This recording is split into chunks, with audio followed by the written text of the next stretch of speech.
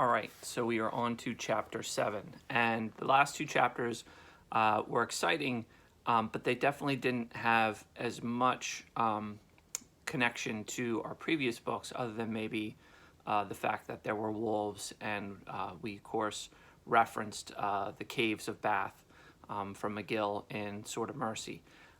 This chapter, chapter 7, the Tower, is going to get back to giving you some breadcrumbs to really get your interest piqued as far as what could possibly be inside of the box, and bringing back some animal characters that you may have forgotten about from Shadow Thieves, particularly the end of Shadow Thieves. And that's all I'm going to reference.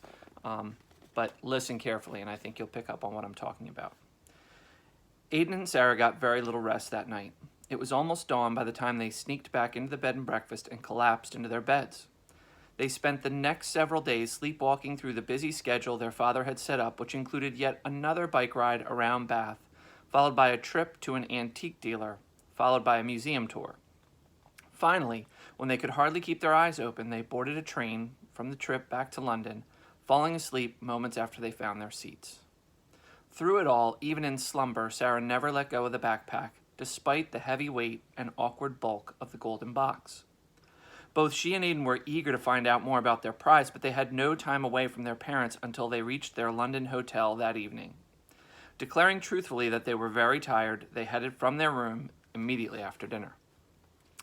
There at last they had a chance to examine the box. They were pretty sure it was made of gold, and quite a lot of it. The box felt dense and inflexible.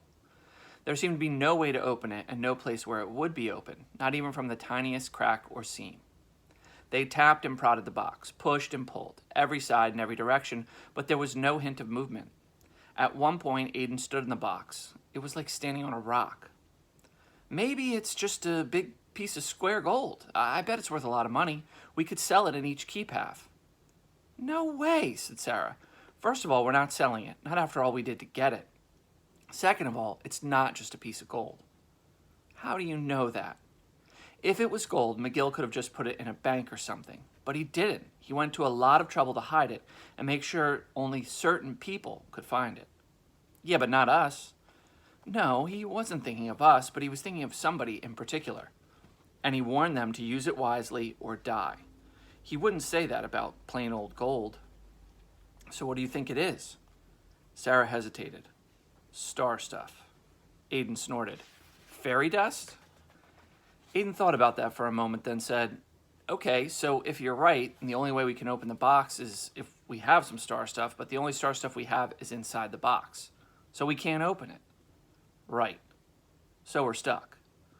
Unless, said Sarah, we get more star stuff. Huh. Are you serious?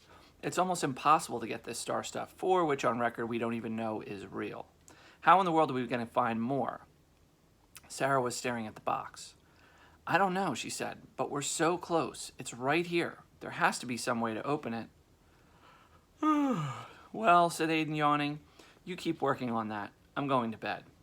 And in 5 minutes he was fast asleep and snoring. Sarah remained doggedly awake, sitting cross-legged on her bed, staring at the box, forcing her tired brain to think, but getting nowhere. The minutes ticked slowly by. Sarah dozed off, still sitting, her head slumped forward. Suddenly, there was a gentle tapping sound, which snapped her awake. Sarah grabbed the golden box and shoved it into a dresser drawer, then went to the door and looked through the security peephole. It was her father. Hi, Dad, she said. Just checking on you two, sleepyhead, said Tom. We're fine. Aidan's asleep. Oh, sorry, listen, I was thinking tomorrow we might go on a tour to... Dad, do we really have to talk about this now? I'm really tired. Okay, said Tom, and he handed Sarah a brochure. But take a look at this. It would be a shame for us to come all this way and not visit the Tower of London. Sarah sighed. Not another tour. Good night, Dad. She closed the door gently and walked back to retrieve the golden box. She set the brochure down on the dresser and was about to open the drawer when 3 bold-faced words jumped off the brochure and caught her eye. She picked it up and whispered the words, "The crown jewels." Quickly she turned and went back to her bed. 4 books were stacked on the bedside table. She selected the bottom one and began paging through it, and when she found what she was looking for, she read it and read it again. Then she leaned over her sleeping brother's form and shook his shoulder. Aidan, wake up. Go away. This is important. You got the box open? No, but I think I know how we can. Aidan was awake now. How? Read this, she said, handing him the book and pointing to a paragraph near the top of page 340. As Mrs. Bumbrake climbed back up the stairs, Lord Astor's words support the legend that the sword was made from a strange metal rock that fell from the sky. Strange in what way? Said Neville. For one thing, it sometimes glows, said Patrick. It's star stuff, said Peter. Not exactly, said Wendy. A large lump of pure star stuff would kill whoever came near it. Grandfather Astor said the sword was made from metal that was infused with star stuff. What does that mean? Said Peter. It means the metal has some star stuff in it, said Wendy. Aidan stopped reading and looked up at Sarah. What sword is he talking about? I never read that one. It's Peter and the Sword of Mercy, said Sarah. It's what the whole book is about. Aidan looked at the cover. Okay, so what? So it's a real sword. It's part of the crown jewels. It's here, Aidan, in London, in the tower. And according to this, it has star stuff in it. Aidan nodded, getting it now. So you think we could use that to open the box? Exactly. Right, we'll go to the Tower of London and say, hey, you mind if we borrow the crown jewels for a minute? We need to unlock our fairy dust. There's no problem there. Sarah took a deep breath. Just for once, could you try not to be such an idiot? I'm not the one who wants to steal a crown jewel. I'm not saying we should steal it. Then how do we use it to open the box? I'm not sure. Oh, great. Listen, maybe you don't have to touch the box with the star stuff. Maybe the box just has to be near the star stuff. Okay, so how do we get the box near the sword? We go see the crown jewels, and we carry the box in the backpack, and we get it as close to the sword as we can. And then what? And then we see what happens. Sarah, there's going to be a lot of guards there and stuff. So what? We're not stealing anything. What's the worst that could happen? I don't know, said Aidan. All I know is the last time you had an idea like this, we almost got eaten by wolves. But we didn't, did we? That's your argument? We didn't get eaten? Come on, Aidan. We have to try. Aidan groaned and laid back down in bed, putting his hands over his tired eyes and asking the ceiling, why couldn't I have a normal sister? In the morning, Tom was thrilled to learn not only did his children want to go on the tour, but wanted to do so as soon as possible. The family left the hotel right after breakfast. Tom was in heaven, talking about all the points of interest. Trader's Gate, the Bloody Tower. Where are the crown jewels? Said Sarah. Well, they're in the jewel house. We'll get there soon enough. Sarah was about to argue when she caught sight of two large black birds perched above them on a high wall. Are those ravens? She said. They are indeed, said Tom, the legendary Tower of London ravens. It's said that if they ever leave the tower, the kingdom would fall. The wings are clipped so they can't fly away. How do you know about them, Sarah? I read about them in a book, said Sarah.